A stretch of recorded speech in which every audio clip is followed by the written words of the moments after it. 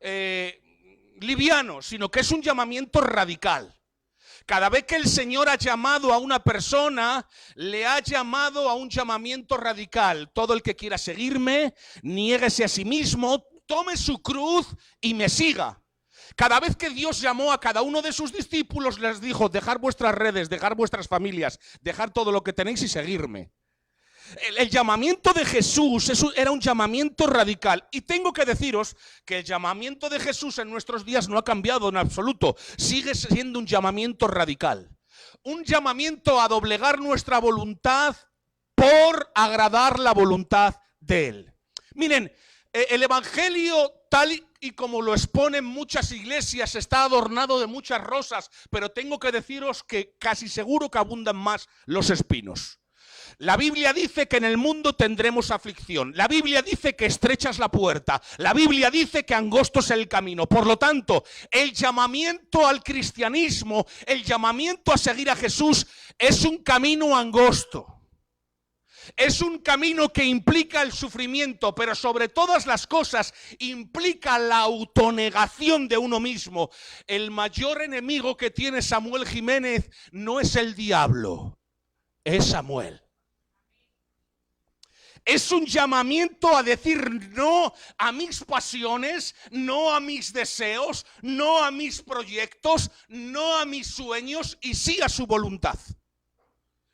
Y yo ponía claro la semana pasada y hacía énfasis en esto, que algunas veces algunas personas me entendieron que tenían que dejarlo todo, sus carreras académicas y todo, sus trabajos laborales por seguir a Jesús. No, yo no estaba diciendo eso. Yo me sigo haciéndole inciso. Estoy diciendo que antepongas la voluntad de Dios a tu carrera, que antepongas la voluntad de Dios a tus sueños y que antepongas la voluntad de Dios a tu sector laboral.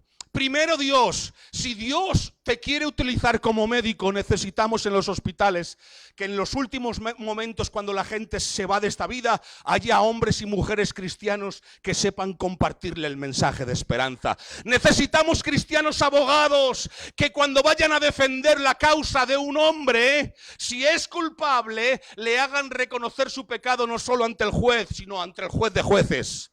Amén, hermanos. Necesitamos personas de influencia en las diferentes áreas sociales de esta vida y de esta sociedad. Necesitamos capataces de obras públicas que no solo defiendan el trabajo de los hombres, sino que les enseñen los valores morales de cómo hay que trabajar.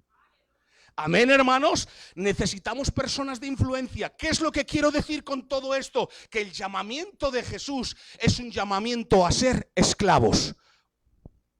Lo he complicado ahora, lo sé. Lo he complicado mucho, ¿verdad?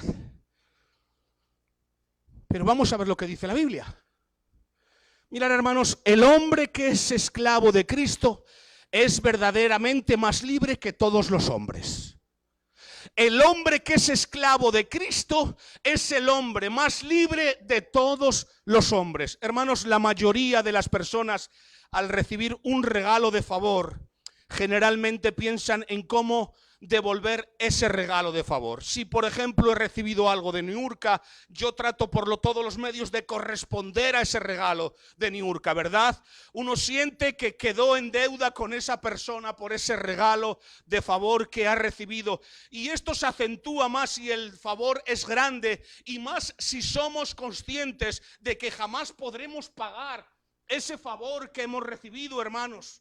Y para colmo, no éramos merecedores de ese regalo que nos estaban haciendo. ¿Entienden? En esta condición está el hombre ante Jesucristo. Él nos ha hecho un regalo y nos sentimos en deuda con Él. Y no sabemos cómo pagar ese regalo. El ser humano se encuentra en un déficit, en números rojos eternos ante su Salvador. Hermanos, no tendremos, así viviésemos 7 eternidades, jamás podríamos pagar lo que Jesús ha hecho por ti. Así vivieses 7 eternidades, jamás podrás pagar que Él pagó tu culpa y tu pecado. Tu condición pecaminosa te llevaba a la muerte y Él murió en la cruz para darte vida. En esta condición está el hombre ante Jesucristo. El ser humano se encuentra en déficit, en números rojos ante un Dios salvador y eterno, hermanos. Cuando entendemos el sacrificio de Cristo en la cruz del Calvario y tomamos conciencia de lo que ese evento realmente significó en nuestras vidas, saltan preguntas a nuestro corazón. Y la primera pregunta, yo no sé si te la has hecho tú, pero yo me la he hecho. La primera pregunta que salta a mi corazón es: ¿por qué a mí, si no era merecedor de este regalo tan grande? ¿Por qué me elegiste a mí si sabes que yo he estado durante toda una vida combatiendo contigo? ¿Por qué a mí si soy el hombre más miserable de esta tierra? ¿Por qué a mí si sabes quién soy? Si a todos estos les puedo engañar, pero a ti no te engaño. ¿Por qué a mí? Esa es la primera pregunta. Y la segunda pregunta, ¿qué tengo que hacer? ¿Cómo puedo agradecerte todo esto que has hecho por mí? ¿Cómo puedo yo realmente ser agradecido y agradecerte todo lo que has hecho? Hermanos, la primera pregunta tiene una respuesta muy simple, aunque no alcanza a saciar nuestro entendimiento. ¿Por qué Dios hizo todo esto? ¿Por qué murió en la cruz del Calvario por ti? ¿Por qué Dios murió en la cruz del Calvario por los borrachos, por los drogadictos, por los mentirosos, por los adúlteros, por los fornicarios, por los ávaros? ¿Por qué Dios murió por ti? Porque te amaba. No hay otra razón. No existe otra razón. Juan 3:16, porque de tal manera amó Dios al mundo que dio a su Hijo unigénito para que todo aquel que en él crea no se pierda, mas tenga vida eterna. No mereces nada, pero Él quiso morir por ti. Él no esperó a que fueses bueno para morir. Él murió por ti cuando eras malo. Él no esperó a que cambiases. Él murió por ti. Por lo tanto, la primera pregunta tiene una respuesta simple. ¿Por qué lo hizo? Por amor. Por puro amor de su voluntad, decidió entregar a su deleite, su Hijo, y salvarnos. Y la segunda pregunta ya es más difícil, porque no hay nada que nosotros podamos hacer en esta vida, ni en las siguientes, hermanos, que pueda suplir el tamaño de la obra que hizo por nosotros. Hay gente que quiere condicionar la salvación a las obras y te dicen: ten cuidado con lo que haces, que en un momento dado, aunque lleves toda una vida recta ante el Señor, pero si has cometido un error, cuidado, si el Señor viene en esos momentos, te quedas y te vas al infierno. Lo he escuchado el otro día, me llamaban por teléfono y me lo decían, y me decían: está cerrado. No puede ser lo que tú dices, no puede ser lo que tú predicas, me decían el otro día por teléfono. Y yo le decía a él, digo: mira, el que estás confundido eres tú. Ninguna de tus obras pueden añadir nada al sacrificio que Jesús hizo en la cruz del Calvario. Tú no eres salvo porque eres bueno, eres salvo porque Él es bueno. Amén, hermanos. No hay nada que podamos añadir a la obra redentora. Tú eres salvo porque has puesto tu fe en Jesucristo única y exclusivamente, y has visto que realmente eres un miserable y has abrazado esa justicia que es en Cristo Jesús para ser justificado de todos tus pecados. ¿Qué hizo Cristo por nosotros? Simple, pero muy profundo. ¿Qué es lo que hizo Jesucristo? Cristo hizo algo que nosotros jamás podríamos haber hecho: aplacar la ira de Dios. La ira de Dios está contra los impíos, dice la Biblia. Son muchos los que dicen: porque Dios ama al pecador pero aborrece el pecado, dice la Biblia. No existe, no está tal versículo en la Biblia, no lo busquéis, no existe. La verdad es que la Biblia dice: porque la ira de Dios está contra el impío, contra el pecador, contra aquel que practica el pecado. Pero Jesucristo ha muerto en la cruz del Calvario para resarcir la justicia del cielo, aplacar la ira de Dios y que su gracia sea manifiesta a todos los hombres. ¿Entienden, hermanos? ¿Qué es lo que hizo Jesucristo? Cristo presentó un sacrificio perfecto, sin mancha, sin arruga. En Él no había defecto, no existía la mentira, pues era la verdad. En Él no había camino torcido, pues era el camino. En Él no había muerte, pues era la vida, hermanos. Dios dispuso a su Hijo un sacrificio perfecto para ti, pecador, para ti, mentiroso, para ti, borracho, para ti, adúltero. Dios planteó un sacrificio perfecto para que todo aquel que en Él crea no se pierda y tenga vida, y vida en abundancia. ¿Cuántos lo creen en esta mañana? Miren, no miren al que está predicando, es un miserable. Mírenle a Él. Él es el que puede cambiar sus vidas. Él es el que puede transformar sus corazones. ¿Qué hizo Jesucristo por nosotros? Oh, Él entregó su vida, el Padre entregó al Hijo. Cristo presentó un sacrificio perfecto, no por Él, por nosotros. Por nosotros. Él nos regaló la salvación. ¿Cuántos lo creen? ¿Cómo devolver algo que no podemos conseguir con nuestros propios esfuerzos? Romanos capítulo 3, versículo 24. ¿Cómo devolver algo que no podemos conseguir con nuestros propios esfuerzos? Siendo justificados gratuitamente por su gracia mediante la redención que es en Cristo Jesús. Siendo justificados gratuitamente. Hemos sido justificados. Miren, este mensaje parece un mensaje muy simple, ¿verdad? Pero es que necesitamos recordar la condición en la que estamos, hermanos. Siendo justificados gratuitamente por su gracia, que no es por tus méritos, que no es por lo que hayas hecho, que no es porque un día decidiste aceptar a Jesús. ¿Cómo que tú has decidido aceptar a Jesús? ¿Cómo que tú has decidido aceptarlo? Es Él el que ha salido a tu encuentro. ¿O quién es el que te ha convencido de pecado, según la Biblia dice? Somos convencidos de pecado por la pura intervención del Espíritu Santo. Por lo tanto, dice la Biblia, porque estábamos muertos en nuestros delitos y pecados. Un muerto no tiene capacidad de arrepentirse. Tiene una conciencia cauterizada, muerta. Hemos sido justificados porque el Espíritu Santo ha hecho una obra milagrosa. Hemos llegado al convencimiento de que somos miserables. Cuando hemos sido resucitados nos vemos delante de Él imperfectos. ¿Y eso qué es lo que hace? Hace que vayamos corriendo a la cruz del Calvario y vemos al Santo, nos abrazamos a Él. Y esa justicia es aplicada a nuestra justificación para que la ira del Padre cese sobre los hijos. Amén, hermanos, justificados gratuitamente, solo por gracia, para todos aquellos que dicen que son por parte de las obras. Efesios capítulo 1, versículo 7, dice la palabra del Señor. Vamos a hacer un poco más inciso en esto, para después, este sermón, hermanos, estos sermones me van a llevar 4 o 5 semanas, pero quiero que realmente se graben en vuestros corazones. En quien tenemos redención por su sangre, el perdón de pecados según las riquezas, es por gracia que Él te ha perdonado. Derramó su sangre en sustitución de ti. ¿Entendéis? Él fue el sacrificio perfecto. Él fue el sacrificio perfecto. Hermanos, es una deuda eterna que nosotros tenemos con Dios. Jamás podrás pagarlo. ¿Por qué? Porque todo lo que ha hecho Jesús es por gracia, para la gloria de su nombre. Todo apunta a la glorificación del nombre de Dios.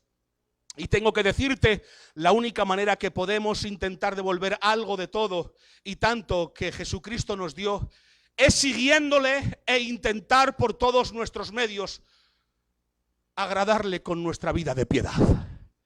La única manera que tenemos de intentar agradarle, no para salvarnos, sino para agradarle a Él, no para que puedas añadir algo a la salvación, sino para, en agradecimiento a todo lo que Él ha hecho por ti, es que vivas una vida de piedad, una vida de santificación, una vida de autonegación. Jesús en su peregrinaje, hermanos, por esta tierra habló el precio que alguien tenía que pagar si quería seguirlo.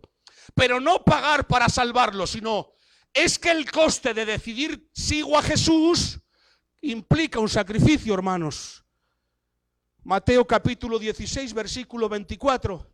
Jesús lo deja claro. Entonces Jesús dijo a sus discípulos. Mateo capítulo 16, versículo 24.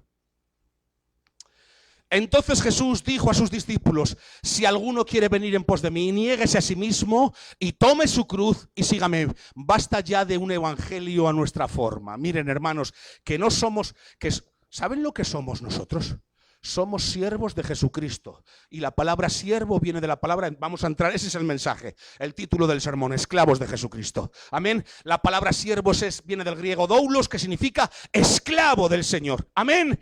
Entonces Jesús a sus discípulos les dijo: si alguno quiere venir en pos de mí, niéguese a sí mismo, tome su cruz y sígame. Hermanos, y lo deja más claro en Lucas capítulo 9, versículo 24. Él sigue haciendo énfasis en todo esto que tiene que ver con seguir a Jesús. Dice, porque todo aquel que quiera salvar su vida, la perderá. Y todo aquel que pierda su vida por causa de mí, este la salvará.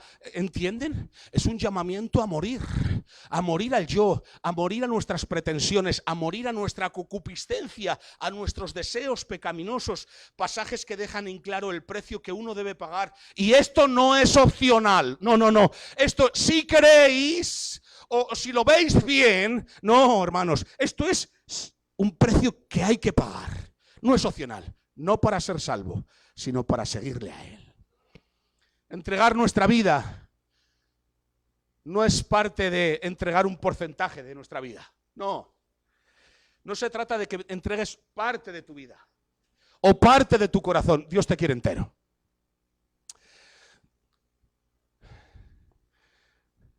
Las medias son malas. Hay un dicho que por ahí que dicen que las medias son malas, ¿verdad?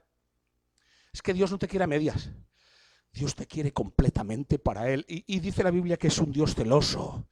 Para poder entender un poco mejor, hermanos, la magnitud de estos pasajes, veamos cómo lo entendieron estas palabras.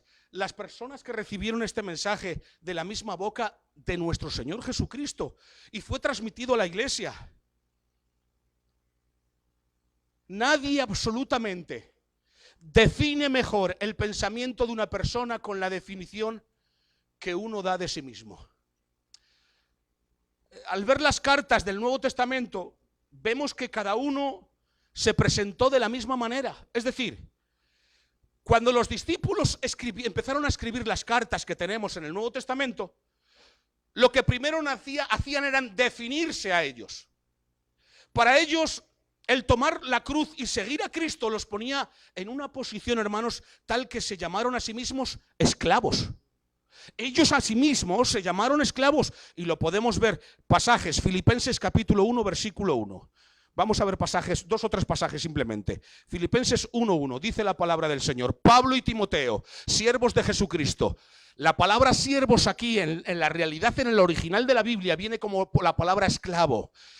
Pablo y Timoteo, esclavos de Jesucristo, a todos los santos en Cristo Jesús que están en Filipos, con los obispos y con los diáconos. Es decir, el apóstol Pablo y Timoteo se presentan ante la iglesia como esclavos de Jesucristo.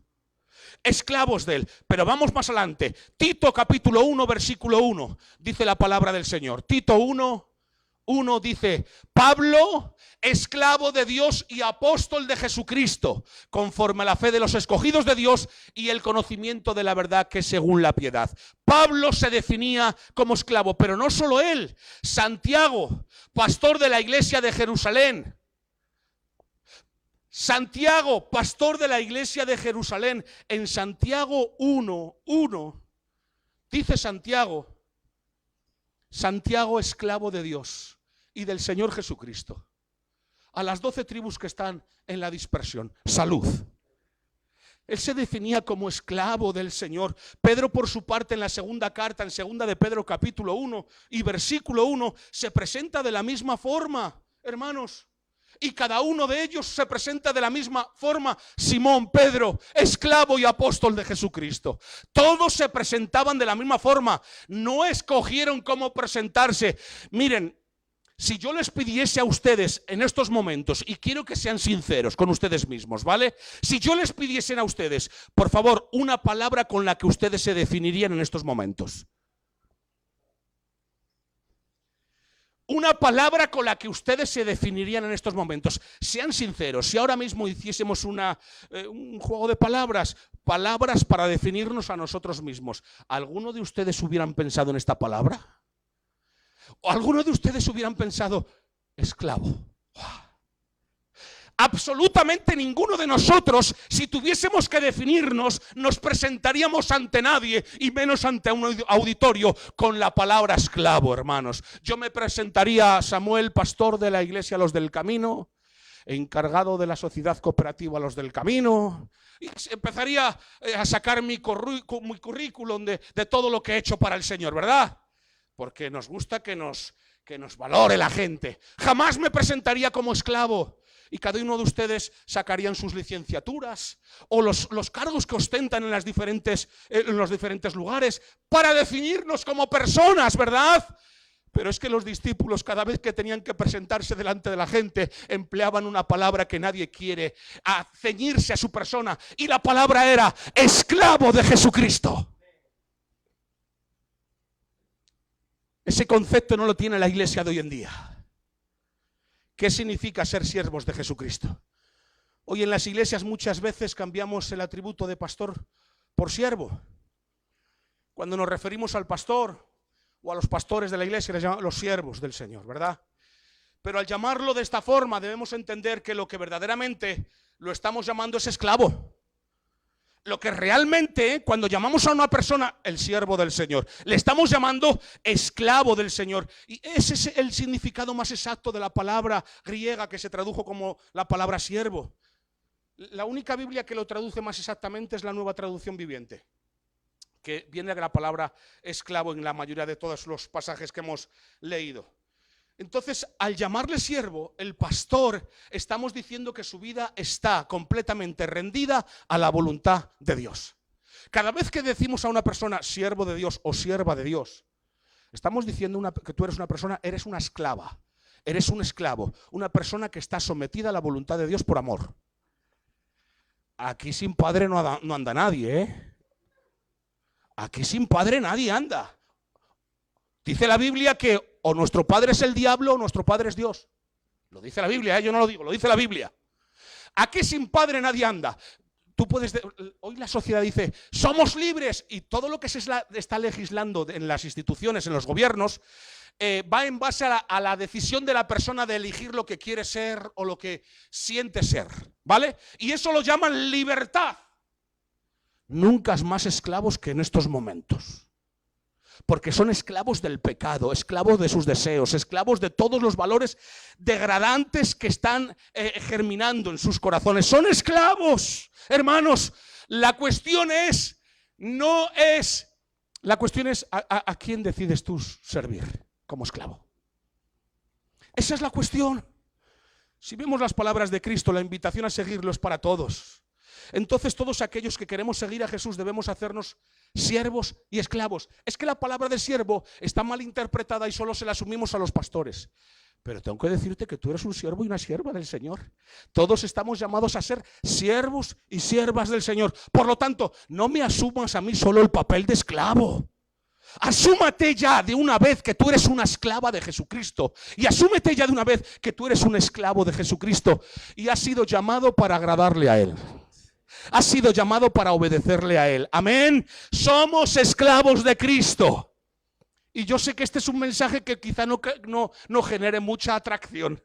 Pero es que no estamos aquí para congratularnos con nadie. Estamos aquí para que la palabra del Señor convenzca de lo que somos. Amén.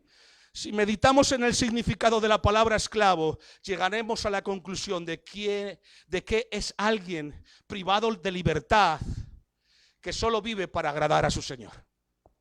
Si tú miras a través de toda la palabra del Señor, la historia bíblica, los esclavos vivían para agradar a su Señor. Y mi pregunta es, iglesia, ¿para qué vives? ¿Tú para qué vives? ¿Siendo esclava de Jesucristo? Siendo esclavo de Jesucristo, ¿para qué vives? ¿A quién estás agradando tú? ¿Para qué vives? ¿A quién te has propuesto agradar desde que te levantas hasta que te acuestas? Porque muchos son los que buscan el agrado de los hombres. Su propia gloria llevan, efímera y con fecha de caducidad. Hermanos, alguien que carece de libertad por estar bajo el dominio de otra. Teniendo en cuenta esto, pensamos que alguien está sometido a otra persona contra su voluntad, ¿verdad? Pero en nuestro caso, Dios no nos obliga a ser esclavos de Él. Esto es lo maravilloso de Dios. Él solo nos mostró la realidad de nuestro pecado. Y al entender que necesitamos un Salvador, nuestra respuesta ante esa verdad fue rendirnos ante Jesucristo. Es decir, ¿qué es lo que hizo Él? Él mostró tu condición de miseria, de pecaminosidad. En el momento que te mostró a través de la intervención de su espíritu y del poder de la palabra el estado en el que te encontrabas, lo que hiciste es cambiar de dueño, simplemente. Decidiste a quién servir, ¿verdad? Y en esos momentos dijiste: ser esclavo del diablo me lleva a la condenación y a la muerte, pero ser esclavo de Jesucristo por amor me lleva a la vida eterna. Por lo tanto, dejaste tu vida pasada y viniste a la nueva vida en Cristo. Amén. Ahora, tus hechos definen quién es tu amo. Tus hechos definen a quién sirves. Tus palabras identifican tu linaje y de quién desciendes. Tus actitudes definen tus genes espirituales. ¿A quién sirves? Porque no son tus palabras, son tus hechos. ¿A quién estás sirviendo? ¿Lo estás haciendo por amor? Dios no nos esclaviza, Dios nos da la libertad. Somos nosotros que como hijos de Dios decidimos ser esclavos por amor. Y como todo esclavo tenemos tareas que cumplir. ¿Cuántos lo creen? Como todo esclavo tenemos tareas que cumplir. Romanos capítulo 6 versículos del 17 al 19 nos da una noción de las tareas que debemos de cumplir como esclavos. Pero gracias a Dios que aunque erais esclavos del pecado, fijaos, atenderlo, por favor, grabar estas palabras en vuestro corazón. De todo el sermón que estoy compartiendo, las palabras más fieles para atribuirlas a Dios son estas. Amén, porque yo como hombre puedo estar añadiendo o algo, poniendo algo de mí en este sermón, pero esto no cambia, hermanos, esta es la palabra del Señor. Pero gracias a Dios que aunque erais esclavos del pecado, habéis obedecido de corazón aquella forma de doctrina a la cual fuisteis entregados. Y libertados del pecado, vinisteis a ser siervos, que es doulos, esclavos, de la justicia. Hablo como humano, por vuestra humana debilidad, que así como para iniquidad presentasteis vuestros miembros para servir a la inmundicia y a la iniquidad, así ahora para santificación presentad vuestros miembros para servir a la justicia. Es decir, yo antes empleaba mis ojos para el pecado, ahora les empleo para Cristo. Antes empleaba mis miembros para la autosatisfacción y para mí mismo. ¿Entendéis? Pero ahora, ¿qué es lo que hacemos una vez que Cristo nos ha rescatado del pecado y hemos sido libertados? Ahora presentamos nuestros miembros para la piedad, para la justicia, para agradarle única y exclusivamente a Él. ¿Cuáles son las tareas que tú tienes como esclavo? Servirle y agradarle. Mi pregunta en esta mañana, la cual me hago yo a mí mismo y te la hago a ti. Como cristiano que te confiesas y como hijo de Dios que te confiesas, si eres hijo, eres esclavo, por amor. Mi pregunta es, ¿estás cumpliendo con las tareas que definen tu lugar? ¿Estás cumpliendo como un esclavo de Jesucristo para agradar a tu Señor, para agradar a tu amo? Hermanos, de una misma fuente no salen dos aguas, dulces o saladas, no, sale una.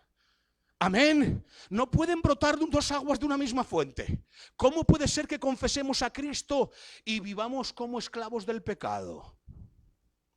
Nuestra tarea como esclavos por amor que somos de Jesucristo es buscar agradar a nuestro Señor. ¿Y cómo lo hacemos? ¿Cómo lo hacemos? Sometiendo nuestra vida a su voluntad.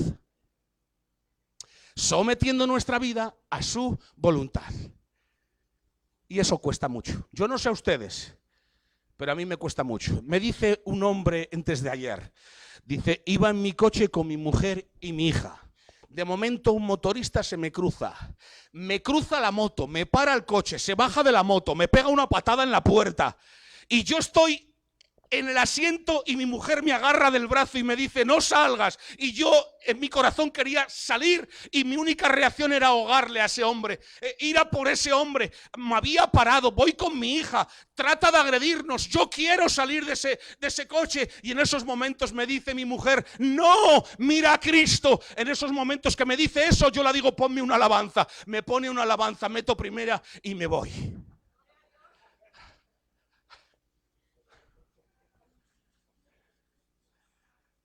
¿A quién sirves? ¿De quién eres esclavo?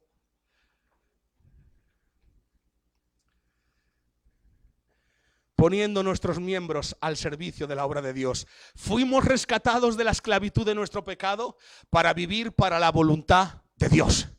Que no has sido librado de la esclavitud del pecado y del subyugamiento del Satanás para que tú vivas como quieras. Eso es incomprensible. O un argumento que ayer escuchaba a un hombre que está en contra de la doctrina de la gracia, ¿vale? Las doctrinas del calvinismo. Y decía en YouTube, para desacreditar tal doctrina, decía, porque nosotros no creemos lo que creen los calvinistas. Porque los calvinistas dicen que hagas lo que hagas, tú ya eres salvo. Mentira, eso no dice el calvinismo.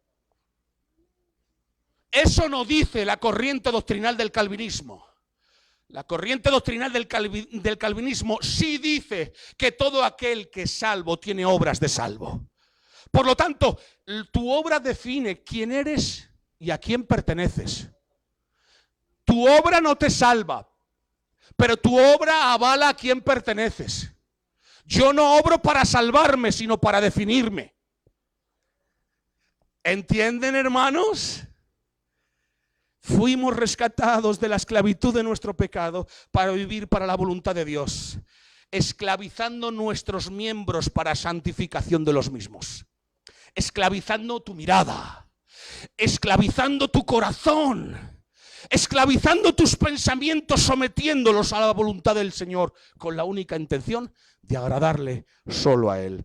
Pablo nos aclara un poco más el tema de cómo es nuestra esclavitud hacia Cristo en la carta de los Gálatas capítulo 2, versículo 20.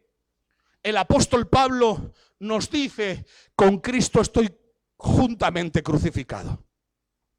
Y ya no vivo yo, mas vive Cristo en mí. Y lo que ahora vivo en la carne, lo vivo en la fe del Hijo de Dios, el cual me amó y se entregó a sí mismo por mí.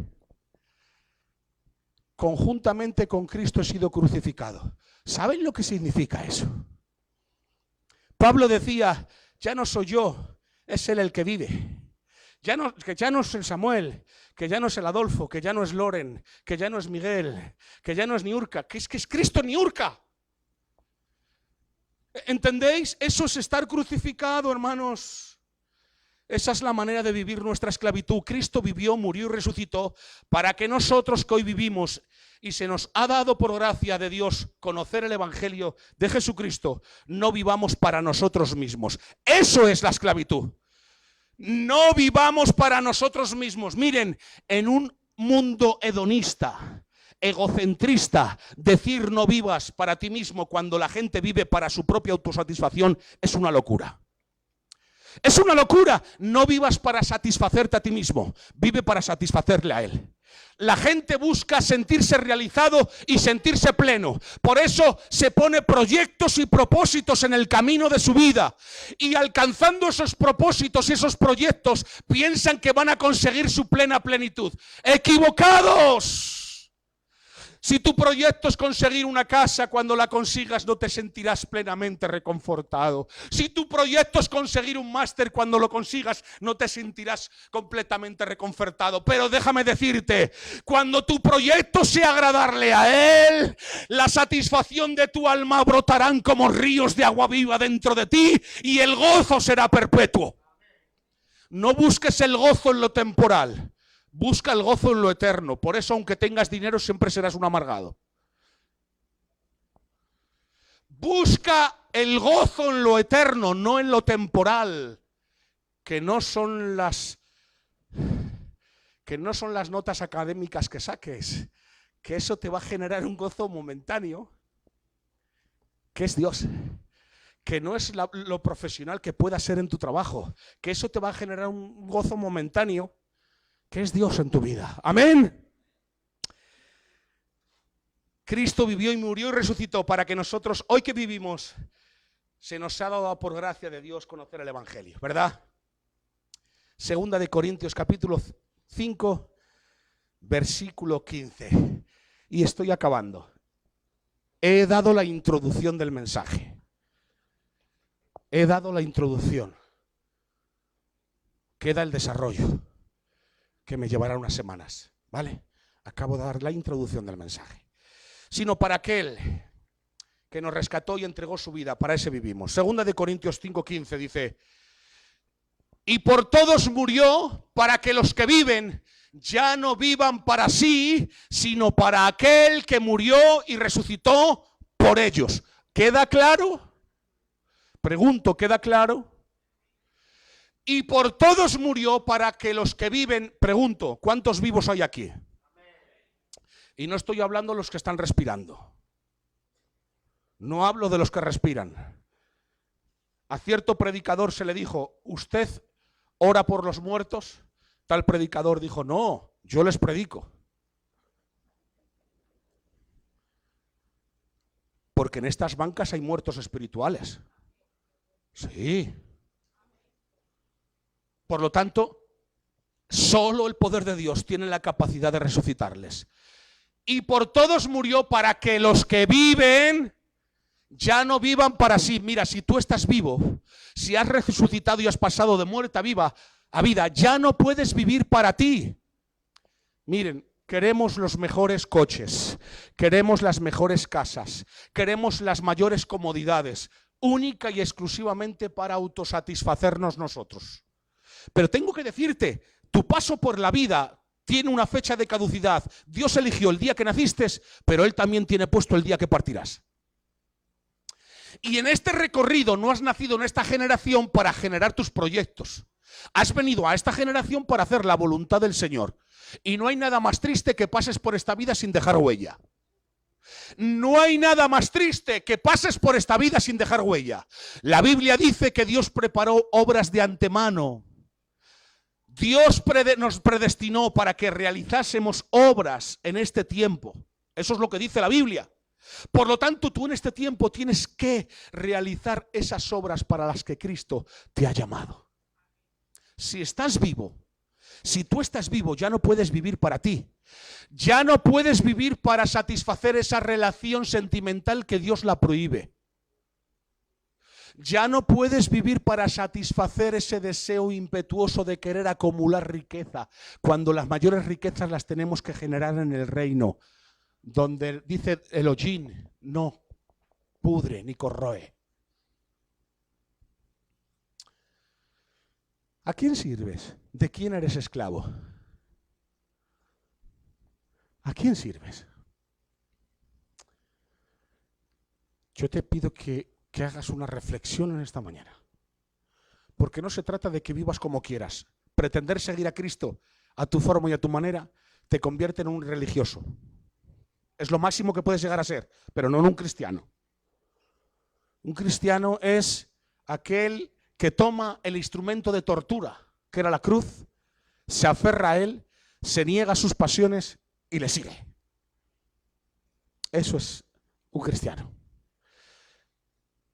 En la iglesia primitiva, a los primeros cristianos no se les llamaba a los cristianos, se les llamaba los del camino. Por eso nosotros elegimos el nombre de esta iglesia. Por cierto, hoy hace 4 años. No, hoy no. Esta semana, el día 4, ha hecho 4 años que estamos en este local. Llevamos algo más tiempo porque estuvimos en el hotel, en el salón del hotel, donde también fuimos muy bendecidos. Nos daban 6 meses de vida como iglesia. Escuchen, lo sabe Dios. Lo sabe Dios que nos daban 6 meses de vida como iglesia. Pastores nos dieron 6 meses de vida como iglesia.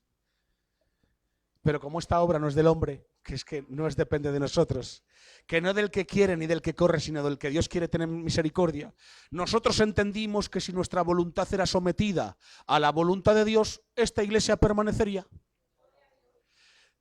Porque si el patrón es Él y no es el nuestro, esta iglesia será construida bajo los planos de Él y la edificación jamás será destruida. Si construimos nosotros, nuestros cimientos van a ser endebles y en cualquier momento la iglesia puede ser derruida. Pero cuando es Él el que construye, hermanos, 4 años después, este es el fruto. Amén. Todo para su gloria. Tú decides quién quieres ser. Quiero culminar este sermón con el testimonio de habernos sometido durante estos 4 años como esclavos a Jesucristo. Por eso vamos a poner un vídeo de todos estos, para un poco poner este transcurso de estos 4 años. para que lo puedan ver. Amén. Ahí donde están, vamos a contemplar este vídeo que han confeccionado los hermanos para que podamos ver